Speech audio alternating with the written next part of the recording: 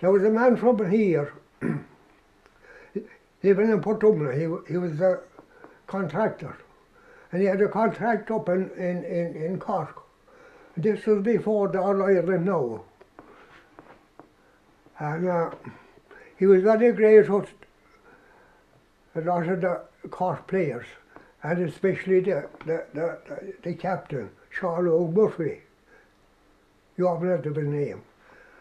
And he used to be throwing them out, you know. They were playing Galway in the final. He used to be going into them and chatting them. But he went in, they were after beating, I think it's Tynagh Galway. And he went into the dressing room, this man did, and he was talking to Sean O'Rourke, and he was congratulating him. And he says, you have another All Ireland in the bag, Sean, he says. We have lots of Sean, he says. Galway, he says, can rise to great heights in hurling. And they have a marvellous man there, he says, Mick King, he'd play 5 our fellas. And imagine that day, before Galway went out to the field, it was side cars that time, there was no motor cars. A fine respectable man came into the hotel,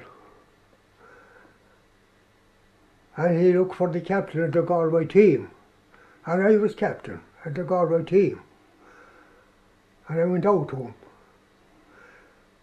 and well, he says,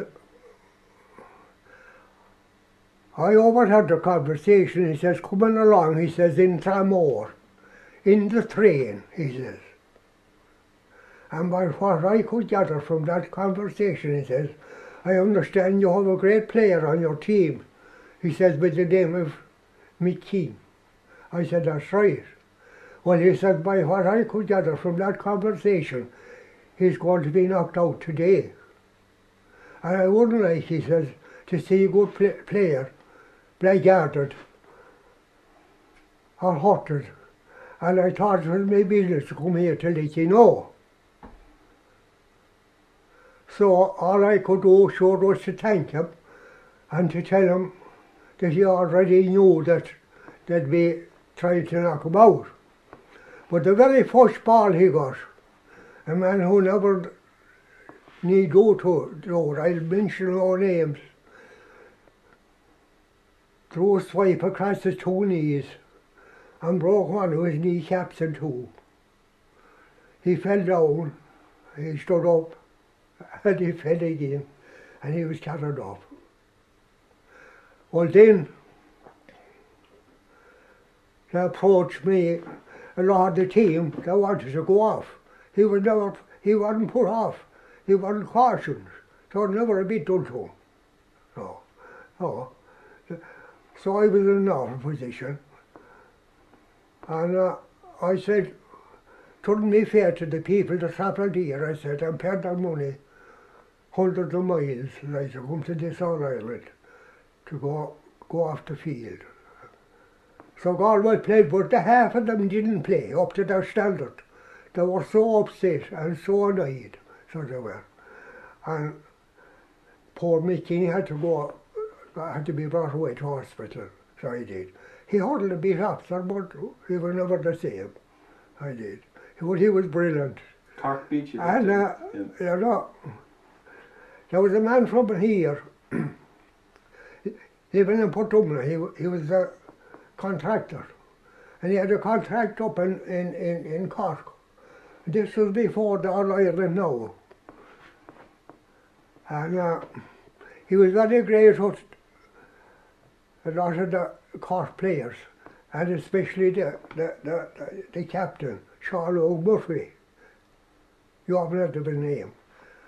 And he used to be throwing them out, you know. They were playing Galway in the final. He used to be going into them and chatting them. But he went in, they were after beating, I think it's Tynagh Galway. And he went into the dressing room, this man did. And he was talking to Sean O'Rourke and he was congratulating him. And he says, you have another All-Ireland in the bag, Sean, he says. We have lots of Sean, he says. Galway, he says, can rise to great heights in hurling. And have a marvellous man there, he says, Mick King, he'd play 5 our fellas. So that's what they do with Mick King. They put Michael out of action. And there was never one word about it, not a bit done to do it, and the man had done that. No. And half them didn't play at all. They were so upset.